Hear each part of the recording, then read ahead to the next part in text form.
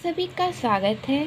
आज हम आगे की कक्षा में ये बताएंगे कि प्रबंध का महत्व क्या होता है। तो सबसे पहले क्या होगा प्रबंध का महत्व? प्रबंध का महत्व ये होगा कि हम क्या करेंगे, सबसे पहले योजना बनाने का काम करेंगे। ठीक है, क्या करेंगे? सबसे पहले योजना बनाने का कार्य करेंगे। तो हम क्या करेंगे, सबसे पहले प्रबंध को हमने समझ लिया है, प्रबंध का जो परिभाषा था वो भी हमने देख लिया।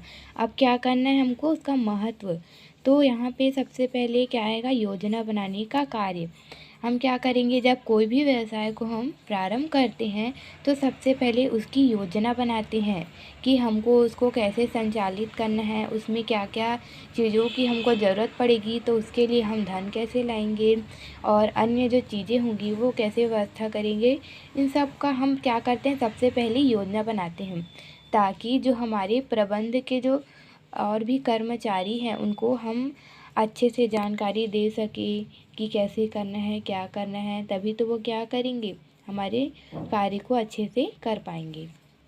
उसके बाद दूसरा हमारा आ जाता है कि प्रबंध को क्या माना गया है, प्रबंध को कला और विज्ञान भी माना गया है।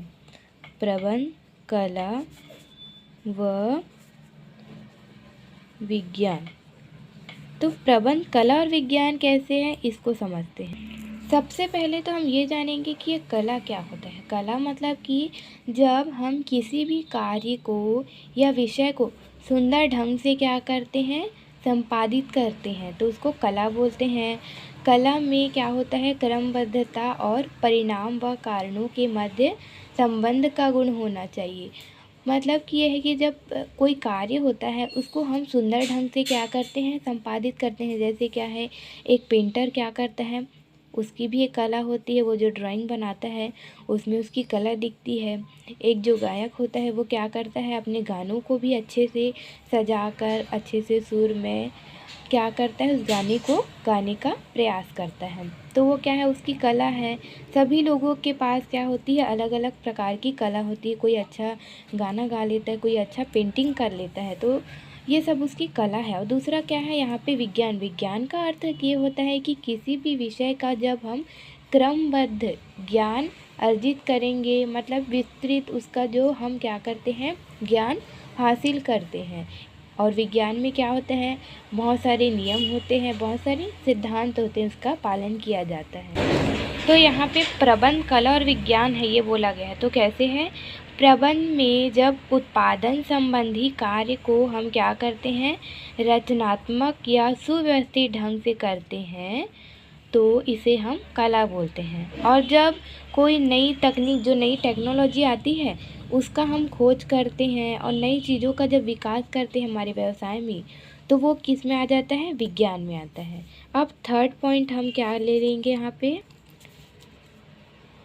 प्रतिस्पर्धा का क्या करता है यहाँ पे, सामना करना। प्रतिस्पर्धा का सामना करना। कैसे करेंगे प्रतिस्पर्धा का सामना? ये जो हमारा आधुनिक युग होता है उसमें हम देखते हैं कि हर क्षेत्र में बहुत ज़्यादा कंपटीशन होता है। आप किसी भी फील्ड में चले जाइए, चाहे वो हमारा बिजनेस हो या कोई मेडिकल फील्ड हो या फिर अन्य कोई भी फील्ड हो, वहाँ पे बहुत ज़्यादा कंपटीशन होता है। आपकी जो मार्केटिंग वाले जो जगह होते हैं उसमें सभी क्या है, अपने अपने ब्रांड का प्रमोशन करते हैं। आप जैसे वो पतंजलि देख लीजिए, उसका प्रमोशन करते हैं कि आप पतंजलि के प्रोडक्ट ले लीजिए, ये घरेलू है, शुद्ध है। और जो विदेशी कंपनियां होती है, जैसे हमारे ये डव के जो शैम्पूस हैं और भी कई सारी चीज़ें हैं जिनके बीच में क्या हो रहा है, प्रतिस्पर्धा हो रहा है। तो सभी व्यवसाय ये चाहते हैं कि उनके व्यवसाय में क्या हो, कम लागत में अच्छा उत्पादन हो और उसको वो क्या कर सके, अधिक मात्रा में लोगों तक पहुंचा सके और इस प्रतिस्पर्धा के दौर में क्या हो, वो बने रहें। अब चौथा हम देखते हैं क्या है, न्यूनतम लागत, न्यूनतम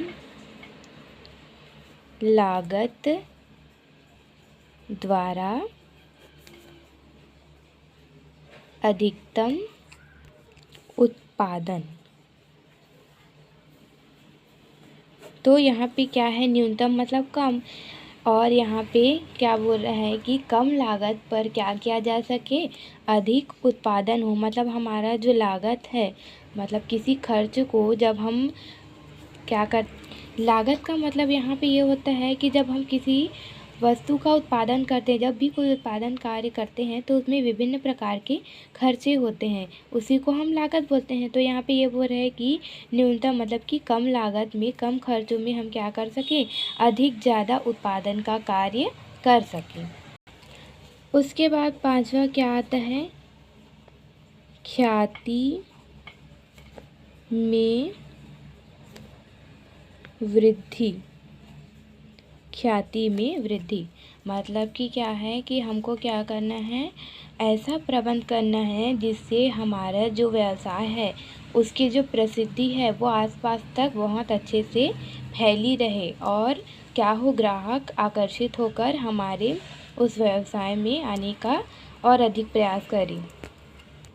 उसके बाद 6वां नंबर ये बोलता है कि प्रबंध कार्य में सामंजस्य